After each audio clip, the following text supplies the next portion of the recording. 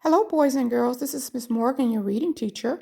And today we will be reading Jack and the Beanstalk.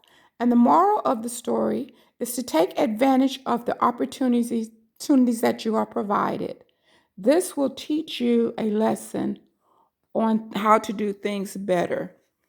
So before we get started, let's affirm by giving ourselves a big hug and say, I love myself, and do something kind for someone today. Here we go. What time is it? Story time. Put on your seatbelt, click, click, your thinking cap, your listening ears, and here we go. Jack and the Beanstalk. It's no good, said Jack's mother one day. We should have to sell our cow. We have no money left, and you are such a silly boy, Jack, that you will never find work. So Jack set off to market with the cow. But on the way, he met a stranger. Why walk all the way to the market? Asked the man. I will take the cow off your hands right away, and I'll give you these magic beans in return. I think you'll agree. That's a bargain.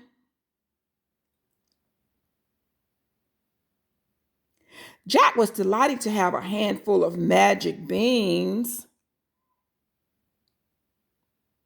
and he handed over the cow immediately. But Jack's mother was furious. You did that, little boy, she cried, and you will go straight to bed without any supper. And she threw the beans out of the window. The next morning, when Jack woke up, he thought that the room seemed very dark. He looked out of his window and was astonished to see that an enormous bean plant had grown beside the house. Its top disappeared into the clouds.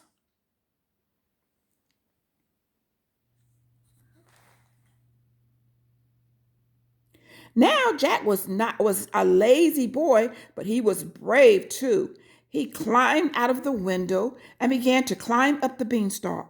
Jack climbed and climbed until he came to the top of the beanstalk in a land above the clouds. Far away, he could see a huge castle, and he set off to walk towards it. Just as night was falling, he reached a great wooden door and knocked loudly. A woman came to the door and looked at him in surprise. You can't stay here, she said. My husband, the ogre, eats little boys. But Jack explained that he was tired and hungry. At last, the woman relented and let him come in for some bread and cheese. No sooner had Jack begun to eat when he felt the floor began to shake. It's my husband, cried the woman. Hide in the oven, quickly, hide in the oven. The ogre's mighty feet thundered across the floor, and his huge voice bellowed across the room. Fee, fi, fo, fum. I smell the blood of an Englishman. Be he alive or be he dead, I'll grind his bones to make my bread. Nonsense, said his wife. That's just the soup ready for your supper. So the ogre sat down and ate his soup. When he had finished, he called to his wife, Bring me my hen. His wife went out and fetched a white hen.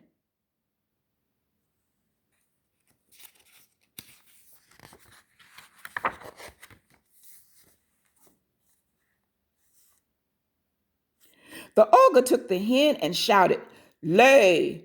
To Jack's amazement, as he peeped out of the oven door, the hen laid a golden egg. Again and again, the ogre ordered the hen to lay until there were 12 golden eggs on the table. Then the ogre fell asleep and began to snore. When he heard the ogre snoring, Jack jumped out of the oven, picked up the magic hen, and ran away as fast as his legs would carry him. He scampered down the beanstalk and stood breathless in front of his mother. Why, Jack, she cried, That is the hen that the wicked ogre stole from your poor father. Now our troubles are over. But although Jack and his mother became quite wealthy, the boy still had a spirit of adventure. One day, he climbed the beanstalk again and made his way to the ogre's castle. Once again, he hid and heard the ogre's great voice. Fee, fi, fo, fum. I smell the blood of an Englishman. Be he alive or be he dead, I'll grind his bones to make my brat. The ogre's wife brought him his supper, and Jack was safe. After supper, the ogre called for his money bags. As Jack watched, he counted out bags and bags of gold coins.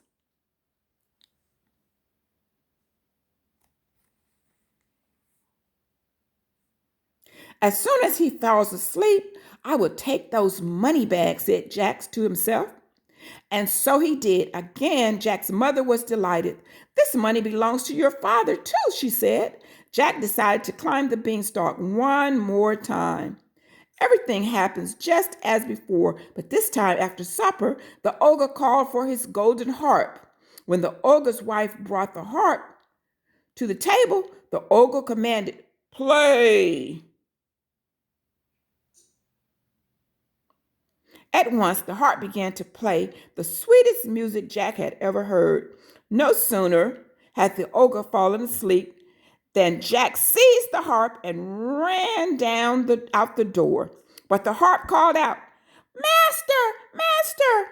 And the ogre awoke.